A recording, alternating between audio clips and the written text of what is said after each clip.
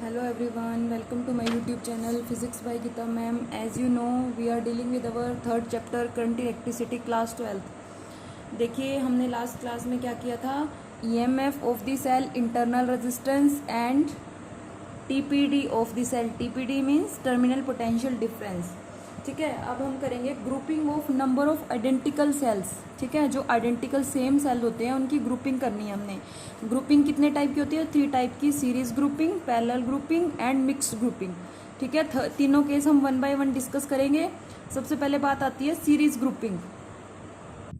तो series grouping में क्या होता है, यहाँ पे n आइडेंटिकल सेल होंगे जिनका ईएमएफ ई होगा. ईच सेल का ईएमएफ क्या होगा? ई. और मैंने आपको बताया था जहाँ पे सेल होता है वहाँ पे उसका इंटरनल रेजिस्टेंस हमेशा ही होता है. ईएमएफ तो होता ही होता है, उसका internal resistance due two electrodes and electrolyte की वजह से हमेशा ही होता है. तो जहाँ पे सेल होगा उसका ईएमएफ एंड आर दोनों होंगे. तो n आइडेंटिकल सेल है जिसका ईएमएफ ई है एंड इंटरनल रेजिस्टेंस आर है, connected to external resistor R. R क्या है यहाँ पे? External resistor. जैसे यहाँ पे ये सीरीज में कनेक्टेड है. यहाँ पे क्या है, सीरीज के क्या होता है, negative electrode of one cell is connected to positive electrode of other cell. इसका जो फर्स्ट सेल है इसका जो बड़े वाला टर्मिनल होता है वो पॉजिटिव और छोटे वाला क्या होता है? नेगेटिव. तो नेगेटिव होता है जो दूसरे के पॉजिटिव से कनेक्ट होता है, फिर negative positive and so on. ये क्या होता है? चलता रहता है. तो इस तरह क्या है, cells are connected in series. ठीक है, एन सेल्स हैं क्योंकि मैंने dash dash dotted line show की है. अब देखो आपने किया होगा इक्विवेलेंट ईएमएफ कितना होगा. इक्विवेलेंट मीन क्या होता है? उनका रिजल्टेंट ईएमएफ.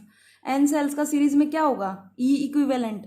ई वन ई सबका ई है, E plus E up to N terms. ठीक है, एन है तो कितना बन जाएगा? N E. ये क्या हो गया हमारा? Equivalent resistance of equivalent EMF of N cells in series. अब बात आती है इंटरनल रेजिस्टेंस कितना होगा इक्विवेलेंट. सबका आर है, R plus R up to N times. ठीक है, कितना हो जाएगा? N R. Clear. Internal resistance कितना हो जाएगा एन सेल्स का? N R. और इक्विवेलेंट ईएमएफ कितना हो जाएगा? N E. ठीक है, अब बात आती है टोटल रेजिस्टेंस कितना होगा. ये क्या है? आर है और ये क्या है? एन आर है. तो टोटल रेजिस्टेंस कितना हो जाएगा? सीरीज में है R plus N R. Total resistance हो गया आर प्लस एन आर. ठीक है, अब करंट क्या होगा इन रेजिस्टेंस आर. इसमें आर में करंट की वैल्यू कितनी होगी? जो इससे करंट फ्लो हो रहा है आर रेजिस्टेंस में से, उसकी वैल्यू क्या होगी? आर रेजिस्टेंस में करंट का फॉर्मूला क्या होता है? टोटल वोल्टेज या फिर ईएमएफ बोल सकते हैं, सेम ही होता है. ईएमएफ होती है टोटल जो मैक्सिमम वैल्यू होती है पोटेंशियल डिफरेंस की, और टर्मिनल पोटेंशियल डिफरेंस क्या होता है? कुछ ना कुछ लॉस हो जाती है वोल्टेज उसमें. तो total voltage by total resistance formula होता है करंट का ओम्स लॉ से. तो टोटल वोल्टेज कितनी है एन सेल्स की? एन ई जो भी हमने निकाला है. और टोटल रेजिस्टेंस कितना है? R plus N R. तो ये हमारा क्या गया? Current in resistance R. ठीक है, अब यहाँ पे कुछ केस हैं, स्पेशल केस हैं. फर्स्ट केस क्या होगा? फर्स्ट केस देखो क्या होगा, special cases. When R very very less than N R, small N R. Small N R क्या है हमारा? Total internal resistance. और कैपिटल आर क्या है हमारा? External resistance. जब एक्सटर्नल रेजिस्टेंस की वैल्यू बहुत कम हो जाती है इंटरनल रेजिस्टेंस से, तो हम क्या कर सकते हैं? आर को नेग्लेक्ट कर सकते हैं. तो इस फॉर्मूला में देखो हम आर को क्या कर सकते हैं? नेग्लेक्ट कर सकते हैं. तो हमारा आई कितना हो जाएगा? I is equal to N E by N R. N to N cancel, ये क्या आ गया? E by are.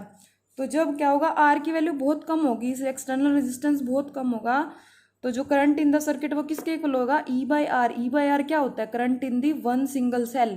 One single cell में करंट की वैल्यू कितनी होती है? ई इसकी वोल्टेज अपॉन आर इसका इंटरनल रेजिस्टेंस. तो जब आर की वैल्यू बहुत कम होती है तो करंट क्या हो जाता है आपका? सिंगल सेल के इक्वल हो जाता है. ठीक है, current in the external resistance is same as current due to single cell.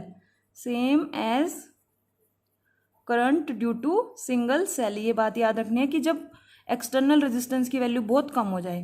ठीक है, सेकंड केस आता है कि जब आर की वैल्यू ग्रेटर हो जाए, बहुत ज़्यादा ग्रेटर हो जाए इंटरनल रेजिस्टेंस से, इसकी वैल्यू ग्रेटर हो जाए. तो यहाँ पे दोबारा देखो आर की वैल्यू बहुत ज़्यादा है तो हम इसको नेग्लेक्ट कर सकते हैं सेकंड केस में. तो सेकंड केस में क्या हो जाएगा? N E by R. अब देखो एन ई बाय कितना होगा? आर आ जाएगा. तो यहाँ पे क्या है, जब आर की वैल्यू बहुत ज़्यादा होती है तो current in the external resistor is कितनी वैल्यू होगी, N times due to the current due to a single cell. ठीक है, सिंगल सेल में क्या होता है, ई बाई आर, तो उसका क्या हो जाएगा, एन टाइम्स हो जाएगा। क्लियर, ये है आपका स्पेशल केसेस के बारे में।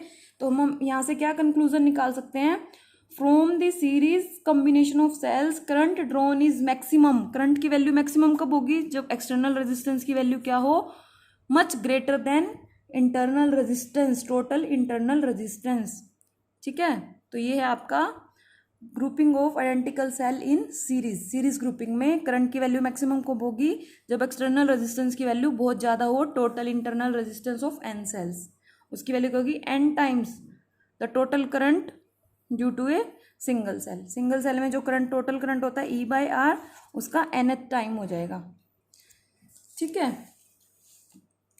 ये आपका सीरीज ग्रुपिंग।